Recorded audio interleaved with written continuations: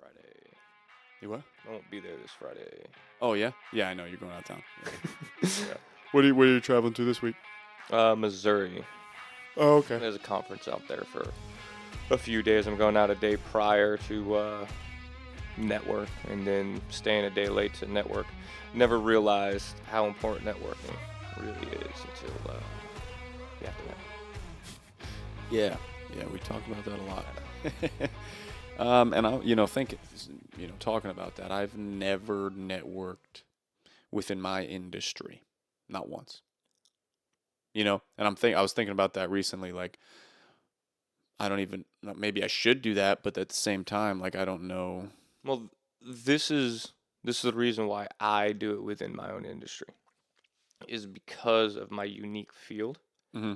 I am more of a one of one, um, and it's grossly needed Yeah, in my industry. And the thing is, I think you'd be shocked too. The more and more you start to talk to professionals within your industry, you're gonna realize there's a gap, hmm, and you're gonna quickly be pushed to the top if you start to network. And if you start to network that way, that just means more business coming your way. yeah, yeah. So I don't know why. Like this is the hang up I have for me, right? I'm a contractor. Hmm. So if I go out and hang out or network with the other contractors, I don't think like my the inclination is to believe competition, right? So like why would I go hang out with all my competition? Not even hang out, but I doubt my thought is that I'm not going to get work, right? I'm not going to get any referrals, so it's kind of a waste of time because they want the work themselves. You're 100% right on the upfront cost of it. So for me, if I'm going to other agents and I'm just talking merely about the act of getting a client, Mhm. I am competing with every agent in the room. Mhm. That's not doing anything. But where you become powerful is when you can provide value to those individuals in one shape or form outside of the client, to where Absolutely. you're building the network to where if they can't solve a problem, you're the person to go to, which also means a dollar sign. Yeah. So you know, to that, because I'm not.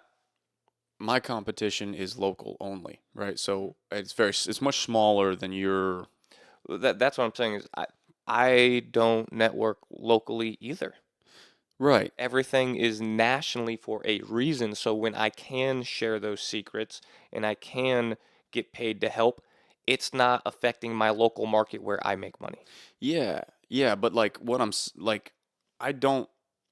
My that's been my thought the whole time is if I'm going to network with local contractors, the guys that are building houses, Mhm. I still have imposter syndrome. I don't think that I can provide them anything because they've all been doing it. Most of them have been doing it longer than me. So I'm sure that I have nothing to give them. You know what I mean? And B, I I it's just competition. I don't think that that's my thought process, at least for networking locally with other people who do what I do. Let me ask you a question. Before you did CBI, Hmm.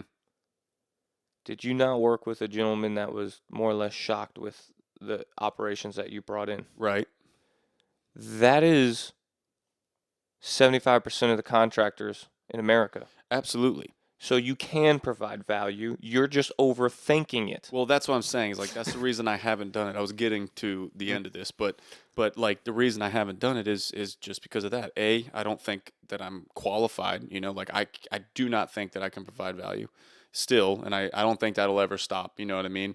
But every time I go to a networking event outside of construction, um, absolutely. Even in stuff that I'm not professionals in, or that I don't consider myself a professional in, I'm able to help other people in that realm.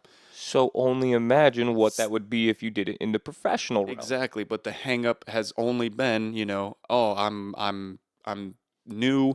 None of them are gonna, you know what I mean? And I'm not. None of them are gonna recommend to me. So that's what I was just kind of having this realization over the last 2 or 3 weeks, I'm thinking, You have man, to start somewhere. there's a builders association in Marion County.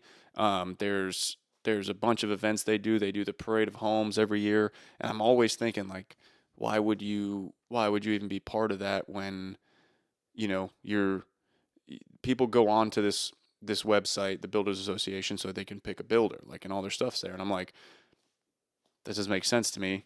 Everybody's just competing with each other. Why would they be, But again, that's been the way that I was thinking, and then this last couple weeks I went, wow, I go to all these other networking events and it's nothing but great. Why wouldn't I do it within my industry? You know what I mean? Like, dumbass. So And really like, I would just be going to expos to get your name out to the bigger brands, right. to where eventually you could provide the value or have sponsorships. Yep. So That's where the real fun comes in. Yep, I'm going to the Ocala Home Show, the expo here at World Equestrian Center in September coming up, and that'll be my test, right? We'll see how that one goes. If things go great, then I will be at every one after that. And then... Are you setting up a booth? Yep, yeah. Give me the contact information, because I would love to set up a mortgage protection booth Yeah. There you go. at an expo like that. Absolutely, yeah. I'll send over the info, but that's what I'm doing. So I'm gonna try one, see how it goes, and if it goes great, then I'll sign up for all of them. You know what I mean? I've never done one, and you can't.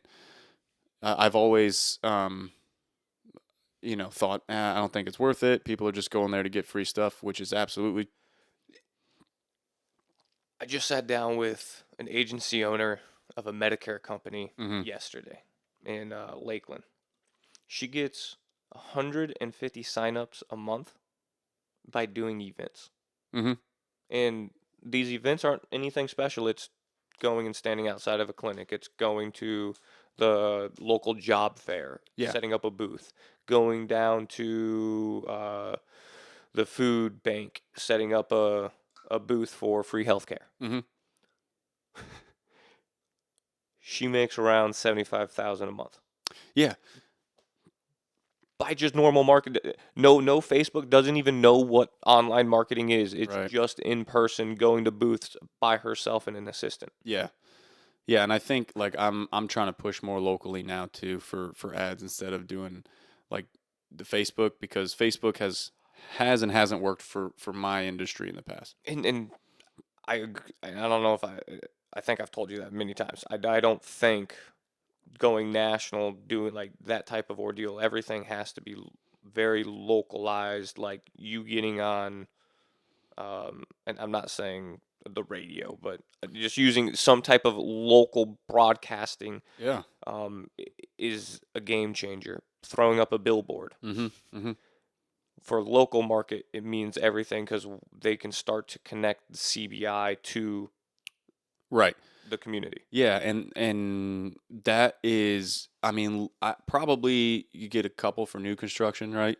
But more for services, because I know I've talked to a couple owners from other companies Mhm. that had started, that what they told me was you need 50,000 in advertising. You need to plan 50,000 over 5 months, so 10,000 a month for 5 months. That's what they did. They were like, I did, I just gave it to an advertising agency for local ads, and they put me on the radio, they put me on billboards, they put my picture everywhere they could, right, locally. And the couple that I've talked to, and I know them, I know their companies. Um, a year later, they are Booming. rolling in it, and they're all service providers though, Yes, right? not general, No. like AC. Yeah, yep. Electric. Window repair, demolition, stuff like that. Even more specific. Okay, I like Yeah, it. yeah, just services, We hang doors. Yeah, plumber, stuff like that, right? So for me, like for the pergola thing, if I get that, that's what it would be. I think I could really kill it with that type of advertising, because I agree. everyone that owns a house here hears about it, goes, I want that. However, but trying to hit people out of town for new home construction, because we get a lot of so move-ins. hard. It is and it isn't. So I'm thinking to shift things. I need to hit all of the realtors. Like every time that I've gotten someone from out of town, it's because their realtor recommended me or something like that. They didn't find me other ways. You know what I mean? It's because of word of mouth from realtors. So if I advertise locally, realtors call me, and I get on their good side like that. You know what I mean? That's what I'm shifting towards. I'm working on a marketing campaign right now for the next 3 months to try. It won't be 10,000 a month, I'll tell you that, but it'll be a test to see if it's worth it. You know. And in the middle of all that, I'm doing the home show and a couple other things. So we'll see what happens. But I'm at the point now where I'm ready to do that. You know, I've cracked the hiring. I'm getting. However, I will say last time we talked about hiring, I said I was going to hire 2 guys, put them out, start them this week. I'm glad I did that because one of them, no call, no show, haven't heard from him since. Right. So there you go too. Yep. Had one guy show up yesterday and killed it. He's back today, killing it. So I'm glad I went with 2 just to be safe. And it's funny because I had said before, like, go with your gut feeling, right? Yeah, I was gonna say you had a gut feeling about the guy. He only at the so he came in. He was supposed to start Monday morning. He came in Friday to do an orientation thing. I handed him his application paperwork he's got to fill out. Went over start time, after end we times, talked. all that stuff. Right. So I went over all that with him, and he said he's a welder. I think I told you that. Yeah, he has a lot of welding experience. But he goes, hey, the only thing we didn't talk about was the pay. And I said, absolutely, we talked about the pay already, but what's your question? And he goes, well, I saw what the starting number was, and I said it starts at that. I said, absolutely, we're going to start there. You know, if you're worth more than that, within a week or 2, I have no problem bumping you up. But I'm going to start you there because I can't go backwards. I was like, if I start you higher than that and find out that you're not worth it, all I can do is fire you. So I'd rather start you lower and give you progression. Yep, and then bump you up in a week or 2 if necessary. And he said, all right, perfect, no problem. So that question kind of triggered something. I went, okay, all right. So I now know that he doesn't want to. He wants to be paid more. So that was a little bit of a red flag, because we had already talked about it once before. And then I said, hey, we've got a custom rooftop deck that we're building. And with your welding abilities, the pictures you showed me, there's a custom spiral staircase that they want made. I was like, I can probably put you in the shop for a couple of days so you're not working out in the heat, and we'll have you weld up some staircases and some railings. And he goes, absolutely. He goes, and we'll talk about, how much I'll charge you for that later on. And I said, okay. I was like, I'm giving you a job. You're my employee.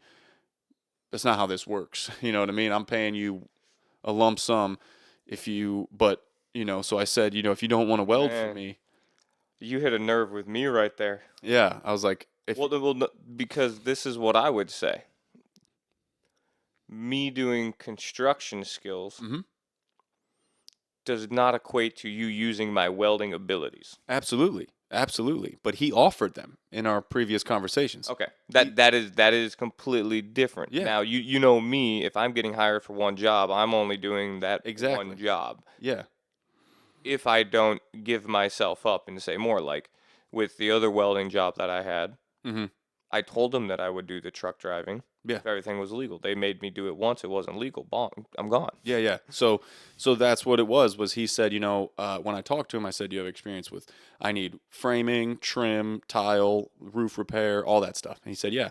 He goes, I'm also, a master welder. He's like, so, if you ever need that, I can, provide that.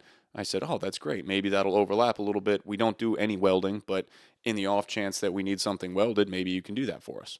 And then, I mentioned, hey, we might have some welding. He said, okay, I'll let you know what I'll charge you for that. And I went, okay. No, that's different. Yeah. And I said, well, if that's the case, then, we'll just sub out the welding. I'm not going to, go back and forth with you on that. I was like, I hired you to do this. We'll just focus on that. So those 2 things on the Friday meeting gave me the thing that went, yeah, no. He's probably not going to be here long. And then, of course, no call, no show. So makes sense. Yep. Did they come out to this office? Yes. Well, not this specific one, but a project across the street they came out. So So I actually met him over there, showed him what we would be doing. This is the type of stuff we build. These are the types of things that I will need you for. Mm-hmm. And again, he brought up the welding and said, I can also weld. Here's some welding that I've done. I'd love to, help you out in that area if needed, and blah blah blah. But my hourly rate was more than a normal welder would get paid anyway. You know what I mean? So Yeah, and that's the funny thing. Is it's one of those things to where welders are such a unique individual, because if you don't have that individual on hourly and they like it, they know what they're building. They can go get billed out and charged and make 4 or 5 times the amount. It's so skewed. And the thing is, being a welder, being in that industry, people's heads are so inflated. So what's great about It's a it crazy industry. is, and this was also a conversation that we had, was he's been a contractor. He has a contract to do welding repairs for Marion County. So anytime there's a pipe that needs to be fixed or anything like that, he's contracted. He's one of the 5 or 6 welders that are contracted with Marion County to go do that. Okay? So they'll call him when they have something. But he said, at first it was, once, twice a week I was going out. Now it's like once or twice once a month, maybe I'm going out. He's like, so I need a job. I said, perfect. And then he said, when I was interviewing him, I was like, listen, I don't like people doing side work because you get burnt out. You're not, putting full potential out here. And I was like, but if you're only doing once a month and you're able to do it on the weekend or something, I'll let it go until it becomes a problem. And he said, yeah, I'd like to hold on to that if possible. And then he no call, no shows because he's not getting enough work welding, but wanted to charge me extra for welding. You know what I mean? Like, I was offering him, again, It's crazy. top dollar for the position and willing to pay more if he performed. You know what I mean? I know. And then, That's crazy. yeah, weekly paychecks, Stay away from welding. company vehicles. You know what I mean? Paid time off, everything. It's just like the military. After being in there, it's stay away from veterans. Yeah, I yeah. don't mean that in a bad way. Just that there's usually a lot of problems come along with it. Yeah, I like we've talked about this before. I love to help veterans, I right? do. But There's a select few that I will hire for business, though. absolutely, I'm not like yeah, that's it. I believe in all their equal opportunity. Whoever walks my door has the same chance as the person behind them, but it's gonna come down to skill set. Yeah, yeah. That's it. That's it. And attitude. You know what I mean? But 100%. Like I would say 90% of the veterans that I've talked to, that apply or something, think that they're entitled. You know what I mean? Like to more. everything, Yeah. just anything and everything. Soon as they say, well, I'm a veteran. Oh, Let me ask you fantastic. this: the last time you went in the store and said, "Can I get my veterans discount?" When was the last time you said that? I don't. I don't ever. The only time it ever comes out is if they need to see my ID. Yeah. And they go, "Oh, you're a veteran? Here you go." Yeah. Yeah. Yep. That's it. Mhm.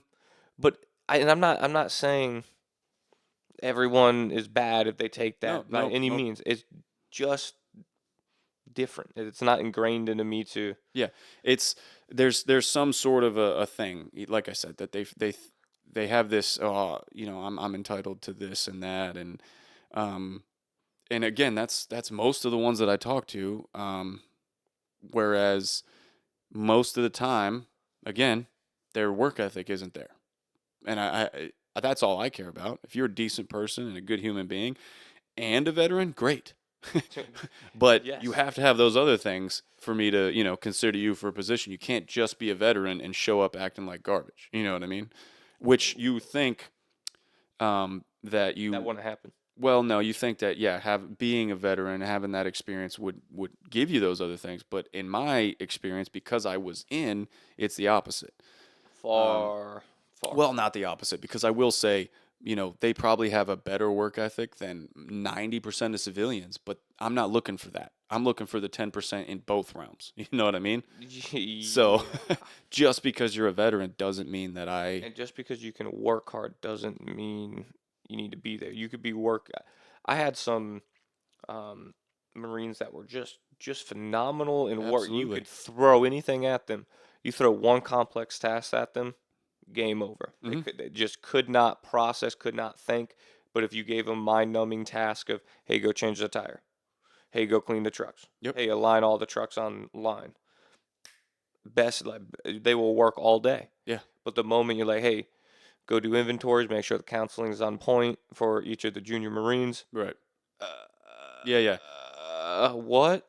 Yeah. Okay, back to changing tires. Yeah, and that like is good for some positions. You know what I mean? Like It I'm is. hiring right now for a laborer because I had planned on having two guys this week. Now one showed up, and I've got two guys worth of work for him to do. Because it's, I mean, I have plenty of work, but the problem is that like specifically this week Hmm. is like you need two guys to lift beams. You know what I mean? So Yeah. so now I need a laborer to help him, but that's what I'm looking for. Somebody who just do whatever and go do it. You know what I mean? Not have an issue.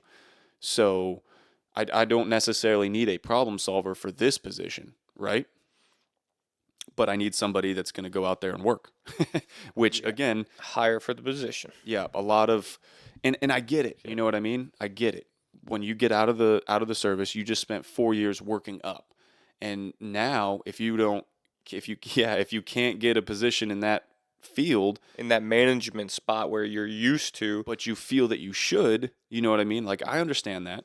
yeah, there is some sense if I work, 4 or 5 years, I got to E4, E5. If you're officer, you got to O2, O2, O3. Mhm.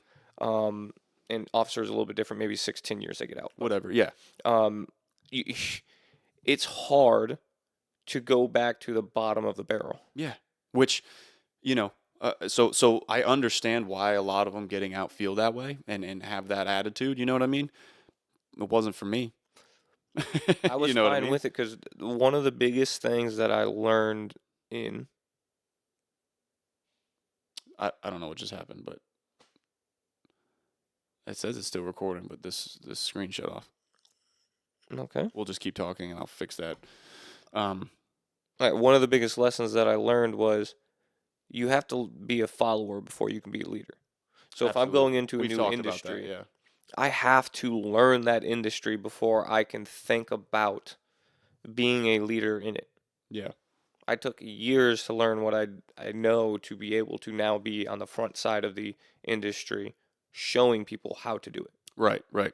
It didn't just happen the first 60 days, first 6 months in, first year, first 2 years, first 3 years, 4 years deep Yep.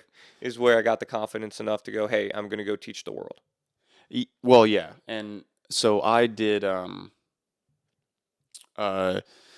when I got out of the Marine Corps, all that I was worried about was working. I didn't care. You know what I mean? Obviously, we try to get the most money, so I applied to all ranges of jobs, but ultimately, I ended up settling for a job that was going to pay me $10 an hour because guess what? They called me first and offered me the job first. So I said, I don't have to worry about getting a job now. I know that when I get out, I will prove my abilities, right? Fast enough. I know who I am. I know my type of work ethic. So starting over from, I was making more than that before I left for the Marine Corps. You know what I mean? But I didn't care. I needed a job and I needed, Yeah, I think I got up to like $18 yeah, an hour yeah, before the Marine Corps. before the Marine Corps as an 18-year-old doing Yeah, labor and construction welding yeah, yeah, in New exactly. York, which was good money at the time. Yeah, yeah. So I was going to take a substantial step backwards from being in charge of a bunch of Marines, bunch of equipment, blah, blah, blah, to being the smallest person on a construction crew, right? And I said, okay. And I did it. And very quickly, so $10 an hour was my offer. I get there, first day, he says, yeah, I'm going to pay you $13 an hour. I said, perfect, thanks. Literally, at the end of 8 hours of work, he said, you're worth more than $10 an hour. And I said, yeah. Obviously, I haven't done construction in 4 years, so give me a couple more weeks and I'll show you I'm worth way more than that. 4 weeks later, up to 15 he offered, and then a position to lead the crew. And I said, I ended up leaving, you know what I mean? Because within 4 weeks, I had a house and I had a bunch of people in my ear. And so I took another pay cut, right? I jumped backwards, but I had overtime and benefits and a company vehicle and all that stuff. So I went backwards again, and I said, "Hey, I need at least $13 an hour." They gave me $12.75, right? said, whatever. So Woohoo. I did that for 3 months. And then, again, I'm doing a lot of good stuff for these people. They put me on one of the biggest jobs in the area, blah, blah, blah. And my 3 months go by, ready for my review for the raise that they promised. Nothing. Another month goes by. Finally, the guy who was supposed to meet with me didn't, but the HR lady said, all right, we can give you 75 cents as a raise, and then in 1 year, you're eligible for another one. And I said, goodbye. Bye. That's corporate for you. But that was it. Like, I was willing to do that, and I did that, right? And then I started my company and took a huge pay cut, right? But anyway, that's the thing is I was willing to go and work and show what I was worth. You know what I mean? And both times, I was worth a lot more. You know what I mean? Very quickly. And that's what you have to be willing to do when you get out, regardless. Because I don't know. Some of the guys that I know got out and got a job in their same sector making decent money, but it's very few. The only ones that didn't, ironically enough, like you only know this afterwards, is any comm guy.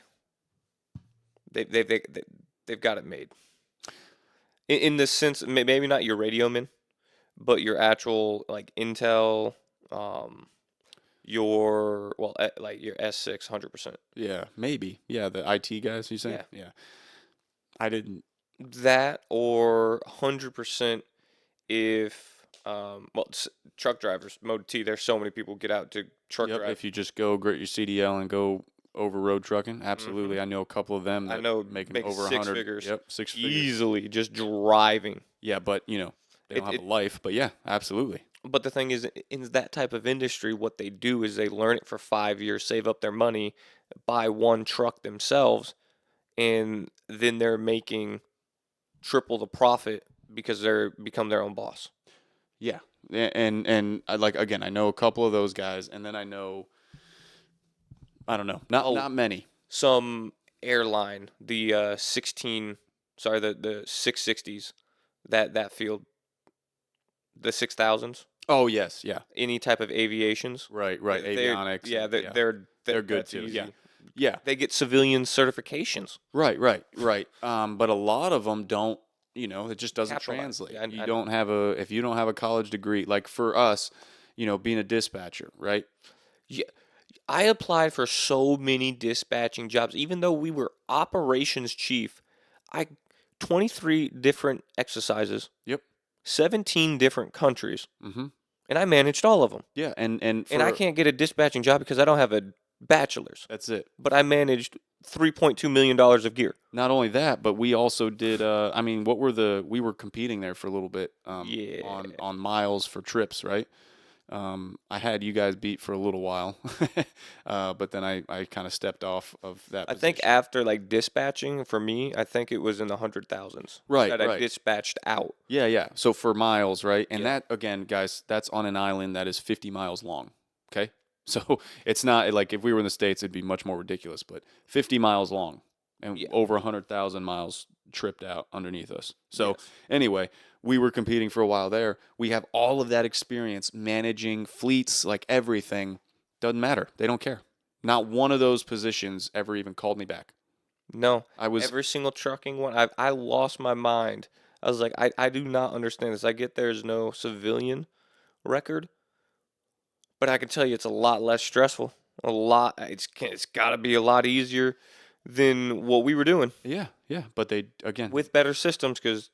GCSS is not the easiest to use. Yeah, or TCPT. Yeah. Yep. So all of those things, they don't translate when you get out. So you've got to be willing to go backwards to prove that you're worth more and very quickly. So that's what I'm looking for in an employee is some guy that goes, hey, I just got out.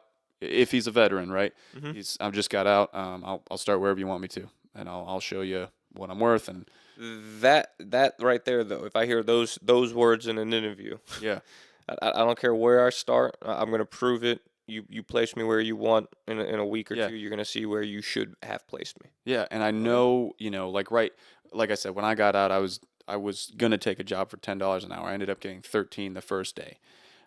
Obviously, I'm not offering $10 an hour. You know what I mean? Times have changed. I'm still offering like, I'm a little higher than the lowest paid construction laborers would be, you know what I mean? But I'm not going to pay you, $40 an hour to come out if you don't know anything. However, if you are what you say you are, like I was, I'm going to learn quick. I'm going to work my ass off, and I'm not going to ask questions. You tell me to do something, I'm going to take care of it. You know what I mean? I'm going to keep everything clean. And that's what I did. If you do that, even if you aren't experienced, I'm going to give you more money. You know what I mean? And make it worth it, because I know getting out, you can't just take a job for $10 an hour. You know what I mean? So, but like when I was getting out, I didn't care. Again, I wanted to get a job and move. You know what I mean? That was it. I was lucky in the sense that I did the 2 years vocational school for Yeah. So welding. you had a certification. So I didn't have shit. I had a certification going into it. So I don't remember what it was right off the rip. It was not, I think it was like 1750, 18, that they wanted to get me on. And then that's when I brought up the CDL. Hey, I have a CDL I can drive for you guys. Um, when it comes to the crew management, if you guys need that, I've managed 150 people. Mm-hmm. Managing 5 people is nothing. Yeah. That's a walk in the park all day, and I'm not doing any of their personal stuff. This is easy. They bumped me up to, I think, 1950. Yep. And that's where I started. Yep. See, and that's it. You were willing though to show them what happens, right? And so all of that to say that for the whole veterans thing is a lot of them get out and they're like, yeah, I was managing 50 people. I need $30 an hour. I'm like, okay, well, I don't even know if you can swing a hammer. What in the hell would I hire you for $30 And the thing an is, hour for? I didn't weld for 5 years. Yeah. I didn't go in there going, hey, I can throw down a perfect aluminum TIG bead. Yeah. I need at least $25 to even walk in here. Yeah. No. That was the same thing for me. Like I had done a little bit of building stuff in the Marine Corps, but I hadn't been building. I hadn't been doing. I've been using all those tools, so I knew it's gonna. And I told him, I said, give me 3 or 4 weeks. Let me get back in the swing of things. And again, at the end of 4 weeks, he was like, yeah, you need to be leading one of these crews. And I'll say this. I was hired on as a field stick welder Mm-hmm. to where I wasn't a laborer, but a lot of the stuff you do out there, you have to be a laborer as well. So Yep. I already knew that going into it. At least 60% of the job was not welding, it was labor. There's no way I'm getting top dollar. Yeah. Yeah, and that goes for a whole encompassing not just veterans but anybody, like, and I tell every guy that I hire this. I said, listen, if you think for any second that you're too good to sweep a floor, do not apply here. I was like, we can end this interview now, because if you can't clean up your mess, if you're not willing to do absolutely anything out on that job, then I don't want you. Because chances are you won't, because we'll have guys there to do it or whatever, but I need you to be willing to, just like I am. I don't care if I got to dig a hole to lay a pipe, if I have to anything, climb on the roof to scrub a roof off, to replace screws, to pull shingles, to anything, crawl under a house, in the mud to look at a pipe that's leaking. I'm willing to do any of it, even though, chances are I'm not going to have to, because somebody else will. I need you to be willing to do it. That's it. If you're not willing to do it, if you say, oh, I'm not, I don't sweep. Okay, go home. I'm not playing that game. I don't need that attitude on my job site either. You know what I mean? Everybody should be willing to work together to do whatever it takes to get to the finished product. I will compensate you well if that's the attitude you have. That's it. I don't play that game. And that's my industry. I know yours is a little bit different, but it's the same shit. You got to be willing to do whatever it takes to get the company to its goal. You know what I mean? If you're at any point not willing to, I'm not going to cold call. Go home. I don't want you. And the thing is this, for me, that's my attitude for my employees, for my brokers, my 1099s. My attitude for them is this: I will provide you the resources for you to flourish. If you don't take access to those resources and utilize them, you don't have access to me. Yeah. That's just about it. You have access to the opportunity. Yep. You don't have access to me if you don't utilize the systems that I put in place. It's that simple. My employees have to use the systems. If not, they don't get paid. Yeah. And that's why they're successful. Yep. If you want to do your own thing, you do your own thing. Just know you're not getting my assistance. Yeah, and the 1099, that's a good point. Like a sub, that's for me. That's what we call a subcontractor. It's if you work, you follow the protocol. And the thing is, for them, they work whenever they want. But when they do work, it's follow the protocol, or you don't get to use it. Right. It's that simple. Yeah. Did you?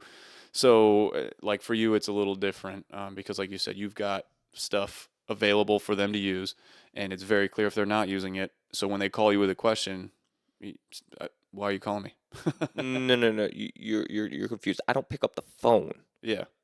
I check every morning who's completed my training to make sure I know who to allow through my phone. Yeah. So for me, it's a little different, but like we have a software that we put every single subcontractor in. We send them all invites so they can see each schedule for every job. So there should be no questions. They can see. Oh, that's nice. They can see the plans. They can see the materials that have been selected for the finishes.